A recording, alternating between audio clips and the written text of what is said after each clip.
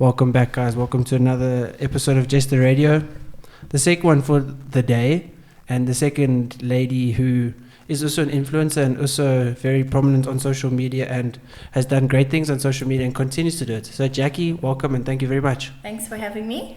Of course. So we're going to get into basically a few topics today, but I'm actually going to ask you maybe to just move in a little bit more just for the mic. There we go. That's perfect. So if you want to introduce yourself, maybe just give an explanation of who you are. My name is Jacqui. I am I suppose you said like a fitness influencer, but I'm a wellness, health and fitness coach. I'm based at Move in Sunning Hill, and I love it. I love my life. Yeah, that's also what you are more. You're more of a healthy lifestyle. I don't know what's making that noise, but it's fine. You healthy lifestyle and holistic approach, and a lifestyle around it, not just 12 weeks and then you off the diet for 12 weeks. That's obviously something that you advocate with your clients. 100%. I definitely focus on one foot in front of another approach, not looking for an end goal. It's basically just a complete lifestyle change. Small steps equal big results at the end. So if you can just make small changes in your life, equal big results. I mean, for a lot of people, at least I find, if you do these 12-week things, it's a sudden, onslaught of your entire life has changed and people are out of their comfort zones. You want people to enjoy the process as well. And I think that's what I try and do the most, is just keep the process enjoyable. And let people love and fall in love with themselves again, really. Yes. And it's unfortunate because the people that do like the 12 weeks, unfortunately afterwards they get off the diet, then they backslide and they binge eat, and it can be a negative thing where it's just, I'm doing 12 weeks because I want to have an end goal, and then after that you kind of like, I've reached my goal, I kind of have time and I can give slack. But when you've been so strict, you kind of regress a lot. Whereas as you say, you make a lifestyle of it, it can be far more beneficial. Yeah, for sure. I mean, when I've competed and you go on these crazy crash, I hate to say, prep diets. I mean, when you're prepping for stage or, to look great for a shoot, it sucks. You really get yourself into great shape. You learn a lot about your body. But, the process normally really isn't that enjoyable because you really do have to sacrifice a lot. And I find with these 12-week plans, it's a cookie-cutter approach. And the thing is no two people are the same. At least that's what I say to my clients. Yeah. So you really want to find, a way in which people are going to work in a way in which that they're going to carry on after the 12 weeks, that it's not like the 15th of September, I'm going to be in the best shape of my life. Because normally people also just have this unrealistic expectation for themselves and what they think they're going to achieve versus what actually happens. And then that's when your body dysmorphia comes in, and that's when people actually hate dieting and then have a very negative association with anything of dieting or training, because it's a sudden rush and they don't get what they want, they doubt themselves, they blame themselves, and then that's when they fall off the wagon. Yeah. So you work one-on-one with, is it predominantly ladies, or obviously you're open to anyone and helping anyone? Yeah, I train everyone. I mean, I really do prefer the wellness, the lifestyle change clients as opposed to the athletes and all of that. I mean, I know how difficult it is, and it's a very difficult process to be a part of. And I mean, they're brilliantly skilled coaches out there that are brilliant at that, and that's what they love. I do enjoy it, but I can definitely say I get a lot more fulfillment, job satisfaction from seeing people, daily changes, small goals that they are like so excited about, that makes me so excited and actually reminds you of just what you're doing and the impact you have on people's lives. Yeah. And also it does open you up to a lot more people and a lot more clientele. Whereas if you just had to do fitness, it's a very niche market and there's very few people that actually compete, and there's so many coaches that, prep people for coaches. Whereas a healthy, holistic lifestyle, you open yourself up basically to the rest of the world.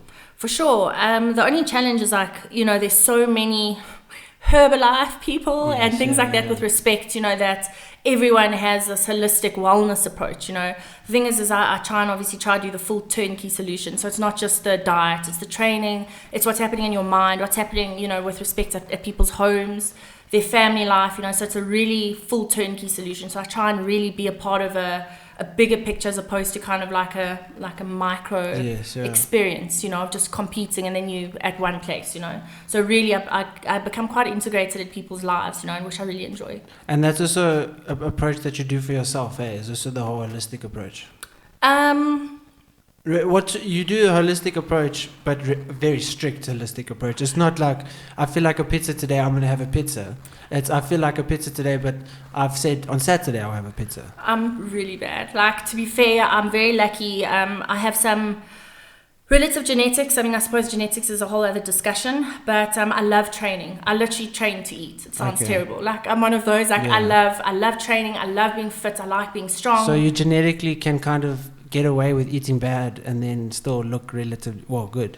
To an extent. I mean, I think also, you know, you really start seeing how you respond to food, and that's how I feel, and that's how I base my diet at this stage. Like, I mean, with Corona and stuff like that, you know, I've lived my best life. Yeah. You know, I've you know, trained relatively, but I mean, I'm a gym person, you know. So, I mean, specifically with dieting and all of that, you know, you just have to see how food works for your body, and that's why I say, like, no two people are the same. And I mean, like, I'll know if I eat the pizza, it's going to be amazing, you know, when it touches my tongue, but I'm going to feel terrible like 3-4 hours afterwards. I'm going to feel crap in the gym the next day. I'm not going to have energy. My tummy's going to be upset. So I just kind of go, is it worth it? You know, so that's the point that I'm at now. It's not even a case of cheat meal. It's like, is it worth how I'm going to feel afterwards? And even with my own clients, that's what I try and get them to think, you know, is how do you feel? Not, you know, the from a macronutrient point of view as well. Of course, you can get your macros and that in, but I mean, how do you feel with the food? You know, from a calorie point of view, how do you feel? You want to feel optimal. You want to feel the best version of yourself. You know.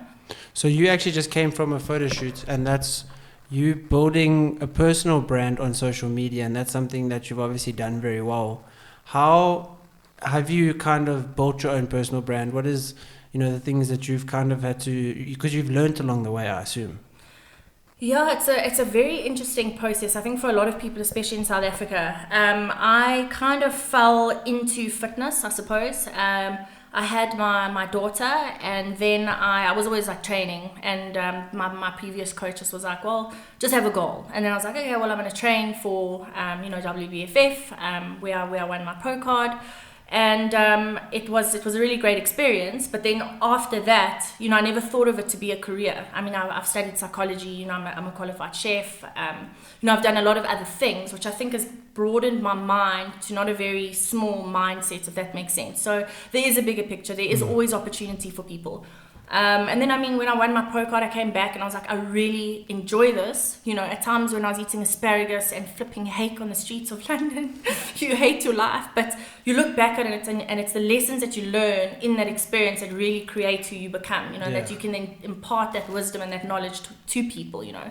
So, with regards to your branding, you know, I think it's never a final destination. I think it's always almost changing, because you as yourself are interested in different things, and you know your brand is going to shift with those different interests. 100%, yeah. So I mean, it's always changing. I think for anyone, I mean, if you look at any sort of brand that's developed, you know, their signage, their colors, the way that they've done things have changed, and you have to adapt.